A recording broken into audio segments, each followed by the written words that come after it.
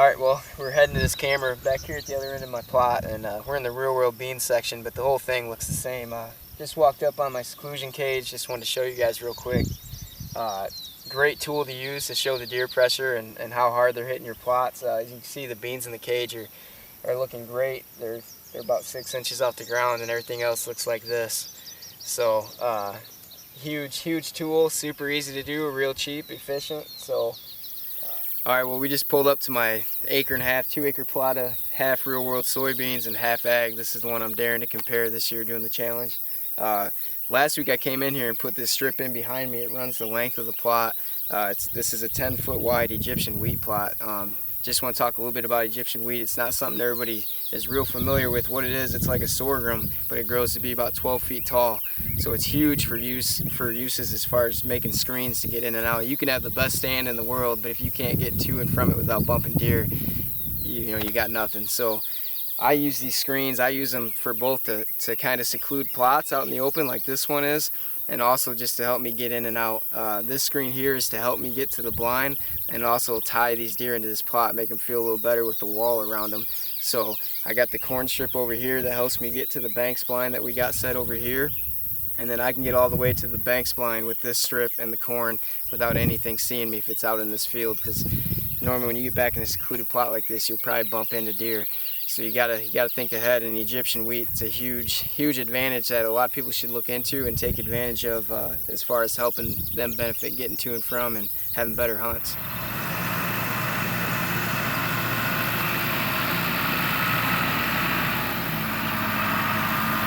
Alright, well, we just got the hay bale blind over here from where it had been on a clover plot over there on the other side of the farm. We're going to put it probably about 4 or 5 rows inside this corn here so the corn can grow up around it this year and it'll really blend it in. Alright, new blankets on the hay bale blind. Just kind of give you an idea what the plan was. Now it's in here about 4 rows deep, and the corn will just grow up. It'll be taller than this. And as you know, hunting season, I'll cut this down a little bit halfway just to give me some shooting lanes. And then we got all this beans. We got like 4 acres of beans to hunt, and I could probably shoot 300 yards. I mean, obviously we can't in Illinois with a shotgun or a muzzleloader, but it's going to be a great spot, great entry exit with this corn. That's why it's here, so I can slip right in.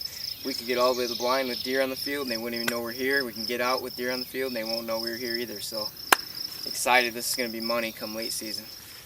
Alright, well, I'm up in the tree. We just got this hung. This turned out great because it's not, we're in a ladder stand and it's not that tall. It's only like 16 feet, but the way the lay of the land, it feels like we're at probably about 22 feet. That's the way the creek bottom drops off here, and the food plot also slants to the south too, so nothing will be eye level with us very often, so it worked out really good. We're getting ready to do a little bit of trimming, and I'm going to show you what it looks like right now, and then when Jeff trims. You don't want to trim a lot this time of the year because it looks bad right now that we can't shoot anywhere, but come fall when the leaves fall off, it'll look a lot different. I mean, drastically different. So you want to be really careful if you're forced this time of year to do stands, to not go crazy with the trimming. So I'll go ahead and just give you a view of what it looks like, and then we'll start taking a little off here and there.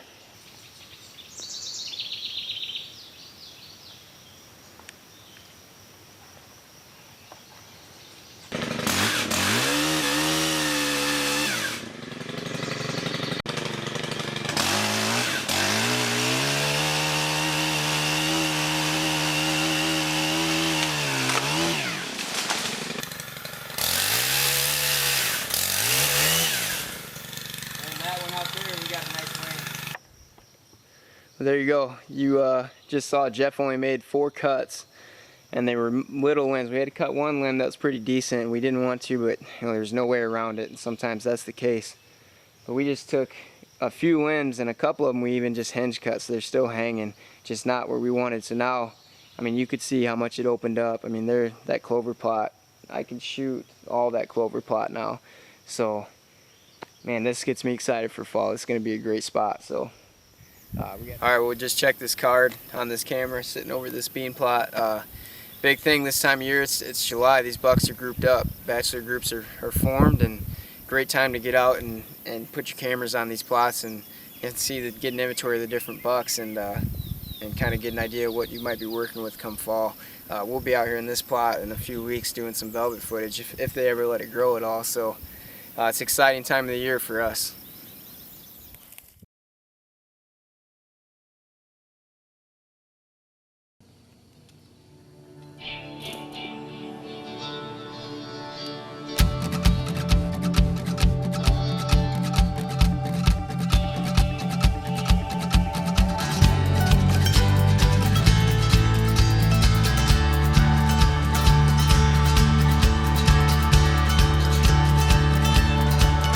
Yeah, the train is leaving, and we're bound for glory tonight. The train is leaving, I got my ticket and I'm ready to ride. The good Lord knows, He knows I tried. The good Lord knows, He knows I tried.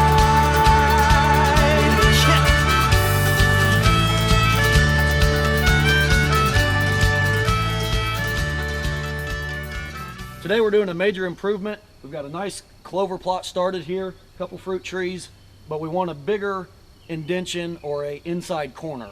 We got a trail camera right here. A lot of bucks like to use this corner, but we want to entice them to stay here a little bit longer. So we're going to expand this food plot into the timber. So that's going to consist cutting out all the trees, grinding the stumps, bush hogging everything, and then we've actually got the tiller as well. We're prepping everything and going to plant clover this fall. So it's going to take a lot of equipment to get this done today, and we've got it all. So we're going to get started.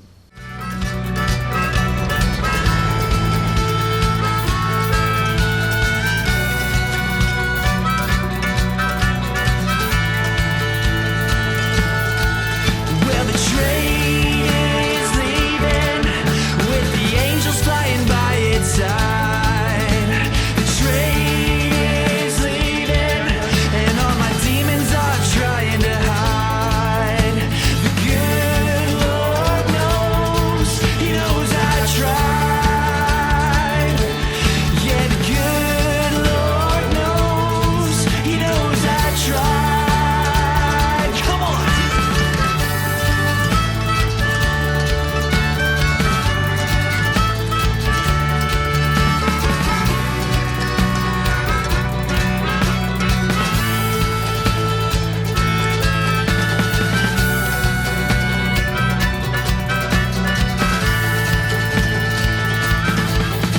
The train is leaving with the pearly gates open wide.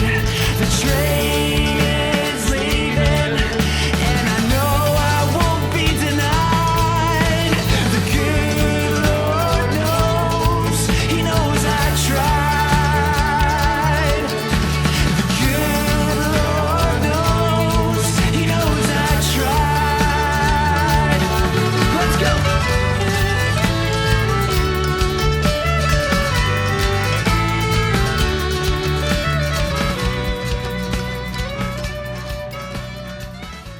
Just finished up the food plot. Everything went great today with the good equipment we've got, and all we have left to do is seed it. So we're planting clover this fall, and it's going to be a great season.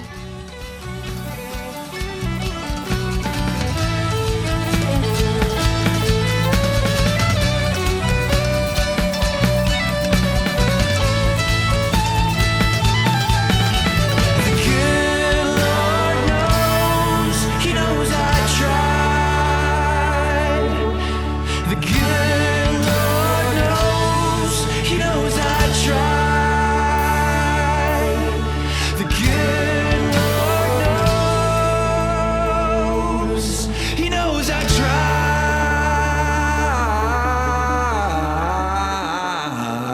Yeah. That's it. With the numerous food plot seed products available, how do you know which one to plant? Is there really much difference from one to another? Real World Wildlife Seed is striving to set themselves apart from all the other food plot seed companies by having the very best seed blends possible. Real World never uses cheap filler seed or other tricks used by some seed companies. Real World Wildlife Seed wants to educate food plotters and is offering this food plot DVD for just $1. To learn more, go to realworldwildlifeseed.com. See for yourself, there really is a difference. Dare to compare.